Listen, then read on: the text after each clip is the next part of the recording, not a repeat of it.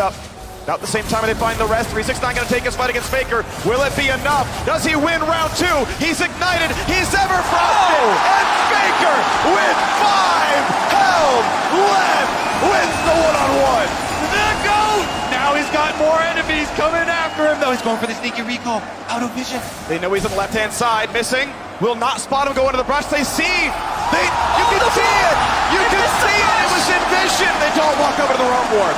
Faker with the okie-doke, complete jukes to avoid letting 369 stack a big enough wave to dive him on. 369 is a solo kill specialist. As we said coming into this game, he has the highest solo kills of anyone in the tournament. Has skipped one camp and is up top side. This is what I was talking about for playing against Gangplank. Stack a wave and go for the dive early. That's your opening. Here we go. Wants to find the stun at the right time. Lets the W go down. Puts all the attacks down at one time. Zeus just going to let him drop the aggro, but the health bar's down to 100. He can't clear his wave very fast. The turret's been reset. Second stun comes across. First blood claimed. Kanavi will... From Kanavi as the wave has bounced back. And Nocturne's here. Now Renekton, I mean, it's Pickaxe versus Sheen. They're actually both relatively powerful here. Gets away from the barrels, gets the passive back, and the bait, the trap has been set. Zayu's gonna be hit, eats the oranges, stays up for now. Oder wants a bit more, but he's waiting out. Belgian of nothing, the flash in.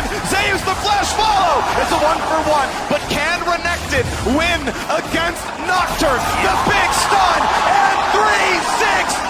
An opportunity to get revenge after they got hard outplayed last game. Yeah, 369 has an ulti. What's the stun gonna look like is the question. Nocturne's nearby. Conqueror is stacked up. Oh no, Owner's here. Just kidding. We got our own jungler. The fear lands. Kanavi's gonna get one. And it's time to be afraid. In the bot side, it's Hope extinguishing it from T1. Gets the root. The flash from Faker. Missing. Hit with the bubble. Carrier doesn't. And Faker gonna try to find the rest. Missing. Auto gets a single. It's 2 for 2 as Faker cleans it up. Oh my god, more action! Oh, yes! He missed the ult! You will be able to secure that crab, and T1 will just be forced to watch. Now, as we move forward, what is this bottom lane going to mean? It means Nocturne is in the lane, and it's Hope has died. Missing a bit low. But Dying in the 2 versus 2 from JDG was not a great position for the Lucian army to be in. We've seen Gumayushi do this before, but he's able to bounce back as he demonstrated last game. But the fact that Faker and Ona can consistently roam towards the bot Force side. the dive there, just use the cooldowns elsewhere. I like the way that you described that. It's T1, oh, hang on, ult. Nocturne is here, waits for the double dash, flashes on both of them. Is it going to be able to Gangplank ulti? 369 runs away, flash for flash, 2 for 1 on ultimates. 369 barely lives, has zone TP to get back to lane. The play was great from Ona. You flash commit to make sure that the tether stays in range of the champion you're looking to fear. Unfortunately, Zeus just couldn't quite get in range to deal that extra bit of damage to get the kill. Big heal actually, 140 back on that one. Kanavi getting a bit low, but he's not in range of hard CC, and helps the wave get cleared. Gets his Aggression. Okay, they're from the LPL, the homeland of aggressive tendencies in the early game, and they are accustomed to weathering that storm. It gets a little bit dicey on the timing windows. Of course, your Gangplank ultimate cooldown comes up really quickly, so as long as it doesn't happen right now. Yeah, ult for ult, 369 takes the fight. The barrel's gonna get hit though, which means the slow is there. The passive reset, and Zeus wants to be the king of top lane. Barrels it down for a bit though, gets his passive back, flashes in, but it means the stun! Zeus flashes to deliver 300 gold! And we got more though, the fight isn't done. Tideway coming across the bottom side, the knockup's gonna land. Lulu buys him some time, just barely does JD live. This is the battle of top laners we wanted to see. 369 struck first, Zeus bounced back in game 2, and we saw the isolated 1v1 matchup. It was close, but Zeus oversteps, and 369 comes out on top. They have them both right now. They can both show up for this one. Can he ult over the wall? Kanavi is going to burn that one. Flashes first. Nami's there, and the kill comes across. Faker's on a killing spree, missing flashes for his life. They got the early roam, so they can fully commit. Even with Yagao coming to try and close the gap here, T1 getting the early kill onto Kanavi means they will get priority on Dragon. They will get the objective despite Zeus. Good trade there from Faker. But wow, I mean, every time we see one advantage gained somewhere, the other team gains an advantage elsewhere on the map. And it was just Herald will be now dropped mid, opening this up, gives JDG a lot more control and makes it easier to push into the enemy jungle. They've got a ward on him. 369 is seen. Here comes Tidal Wave, here's the rest of it, flashing on enemies. Nocturne is left alone in the back line. Gonna stay alive, the scoop coming across. It hits two, a flash away from Keria. Somehow Owner is still not dead. Kanavi dives in, and the dive out of the tower. 369 gets one, but it's a one-way trip. Faker who owned the path down. Kanavi aggressively looks for any wards, doesn't see any. One gets put down, put out as well. Guma forcing a Shirelli is out. 369 cannot find his target. Locked in place. Needs to ult to stay alive, but he's feared and he's fallen. Nocturne goes for number two. Hope dropped. A flash away from missing, but Faker won't, and he's unstoppable. 11 to T1. You can't touch Gumayushi. His confidence is insane right in front of 369. Baits him in. Faker's not done. He dodges the stun. Really beautiful stuff right now. Gonna try to stack the Conqueror, try to find the kill. With help from his mid laner, Azonius buys some time, but they should kill him. The ult's too early. He needs some soldiers back. He finds the army, and 1,000 gold goes to Kanavi. However, Baron is dying. T1 with an incredible team fight in the mid lane are able to usurp the team fighting powers of JDG. 369, the benefactor of all that early game gold, the big beefy frontline is shut down as T1 dance around him, dance around JDG, and secure themselves the first Baron of game 3. I love this play from Gumayushi. He is so confident right now, playing in the face of these melee champions, baiting them in, daring them to try and touch him. Stays just out of arm's length there, and T1, well, can he get away from this though? Yeah, still has Cleanse and Flash, was not even remotely close to dying. After losing that Baron, this game now becomes a lot harder to win as Gumayushi once again goes in. Chunks hope to have Tidal Wave, builds a lot of time. Getting away from the fear, but Nocturne dives for more.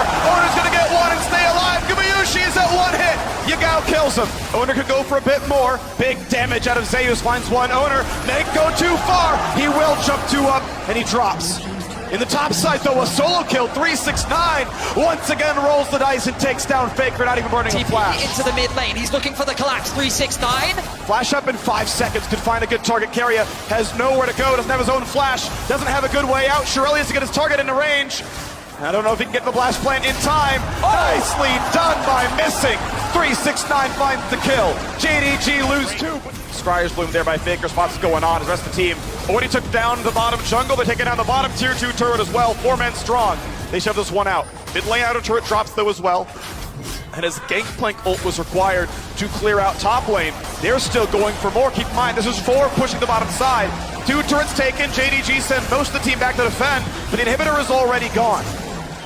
Really good training it here in game 3. Beautiful.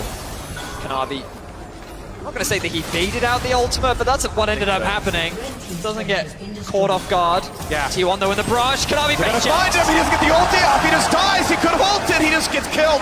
And that is the jungler down. T1 with 40 seconds till this Drake comes up. About the same time they find the rest. 369 gonna take his fight against Faker. Will it be enough? Does he win round 2? He's ignited. He's ever frosted. And Faker with 5 held left wins the one-on-one. The GOAT! Now he's got more enemies coming after him though. He's going for the sneaky recall. Out of vision. They know he's on the left-hand side, missing. Will not spot him go into the brush. They see. You can see it. You can see it. Actually didn't go in the bush, so they didn't see Faker, so the volleyball couldn't actually come down. Faker gets The GOAT.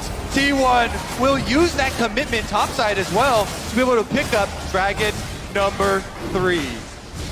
1 away from the soul. T1. Kanavi are looking for a pick onto Faker, but he's going to respect it. They have the push in mid. Yagao's forced to go back and answer it. Now they're looking for Faker though. Gonna find the ulti onto him. This time he's got no escape tools. Azonius buys time. A huge barrel finds more.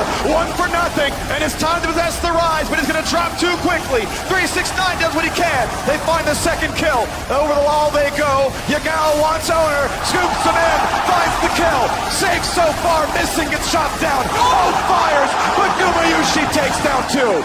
Keria left alone. And he's gonna be left to his own devices now. Guma has to retreat. Does not have the health to play it out. when the going gets tough, it's the bot lane of T1 that come up clutch.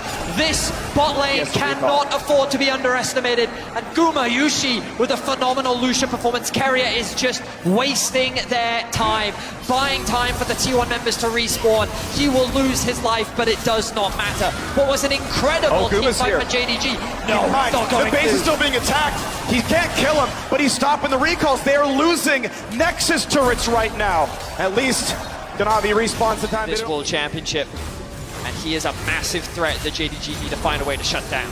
Faker almost at death cap as well, looking at inventories here. Could have a big power spike, and with the inhibitor on bottom side, respawning fairly soon, they can still revert to split pushing with their global advantage.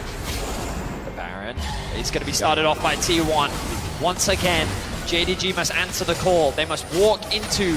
Doing without Guma. They're letting him show on the waves that they don't know it's dying so quickly, but Baron's gonna drop here. Look for the stun, not gonna find it. Nocturne turns off the lights, and that's Baron Flame. Near the kill, it's an ult to safety for Kanavi. Cannot be in this fight. Oh, he's gonna die. He's gonna get shut down. The wrong one. Back into the jungle, takes down the ADD jungler. They're not done yet. Faker flashes in.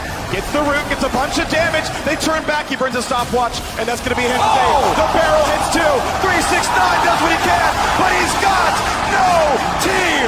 Burns the stopwatch, immunes the fear, but it's not gonna matter. There's the ace. Zeus, it's a million gigantic barrels. Faker makes the shot call, gets him in and out of the pit, and T1 are going for the base. T1 will wipe JDG off the map. What an incredible team fight, led by Guma Yushi. The man has come up clutch once again. He shuts down the core carry of JDG, and they will shut down JDG in game 2. Guma Yushi may have died, but he kills a hell of a lot more. The Nexus turrets fall. Kanavi's left alone to watch. Once again, his kingdom fall to ruins. T1